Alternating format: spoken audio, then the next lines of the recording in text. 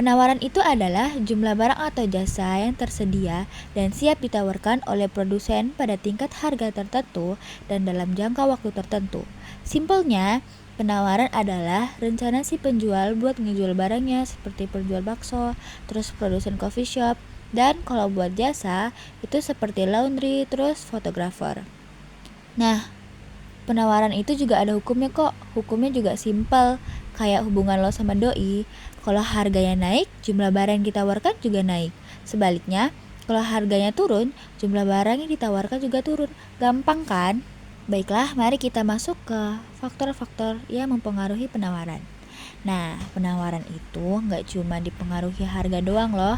Ada banyak hal lain yang bisa bikin jumlah barang yang ditawarkan berubah, meskipun harganya tetap. Mari kita masuk ke faktor-faktor yang mempengaruhi penawaran.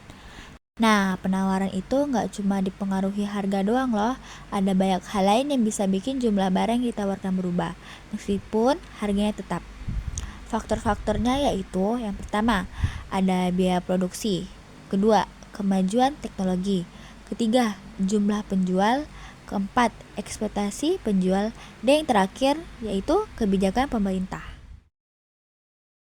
Iya. Abangnya sibuk gak? Enggak sih, lagi foto-foto santai aja.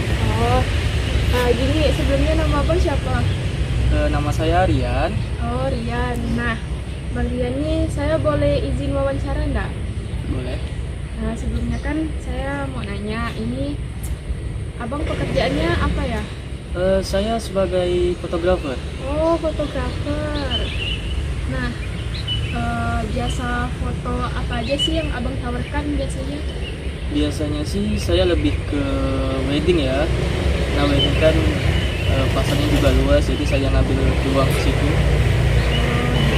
Terus gimana sih abang tuh nentukan harga atau paket jasa foto ini?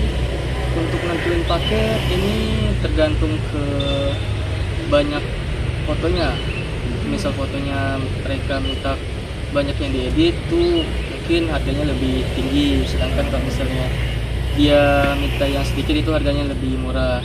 Sama itu diambil, kalau misal dia ngambil paket yang dengan cetakan itu harganya lebih mahal lagi. Tapi kalau misalnya mereka nggak ngambil cetakan itu harganya lebih standar.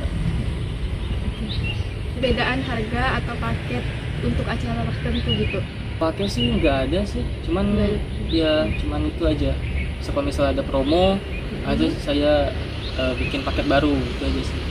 Di era digital, jasa fotografer semakin diminati karena meningkatnya tren media sosial, konten kreator, dan kebutuhan dokumentasi acara seperti wedding.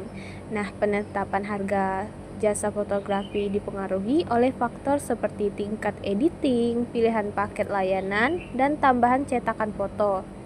Semakin lengkap layanan yang dipilih, maka harga pun meningkat. Hal ini mencerminkan hukum penawaran, di mana meningkatnya harga mendorong fotografer menawarkan layanan lebih beragam dan berkualitas.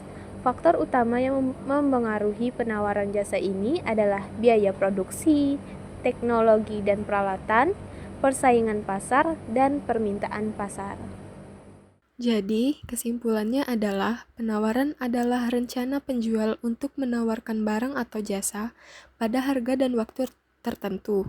Dalam jasa fotografi, penawaran bisa berupa wedding, produk, atau fashion dengan harga atau paket berbeda sesuai kebutuhan. Penentuan harga dipengaruhi biaya, teknologi, jumlah pesaing, dan jenis acara. Jadi, semakin besar permintaan atau tingkat kesulitan jasa, semakin tinggi pula harga yang ditawarkan. Oke guys, pada sesi terakhir ini kita akan membahas mengenai kurva penawaran. Kurva penawaran apa tuh bang? Sebenarnya kurva penawaran ini itu cuma kurva yang menjelaskan hubungan antara penawaran dan barang yang akan kita dapatkan sebagai konsumen dari produsen. Penawaran gimana? Penawaran adalah jumlah barang atau jasa yang tersedia dan ditawarkan oleh produsen atau penjual pada berbagai tingkat, harga, dan waktu tertentu. Nih sebagai contoh, kita akan menggunakan jasa fotografer. Jadi kalau harga jasa itu 1 juta, maka paket yang akan didapatkan itu paket 10. Dan jika harga jasa 2 juta, maka paket yang akan kita dapatkan itu paket 20. Dan jika paket harga jasanya 3 juta, maka paket yang akan kita dapatkan itu 30. Baik, sekian dari saya. Sekian dan terima kasih.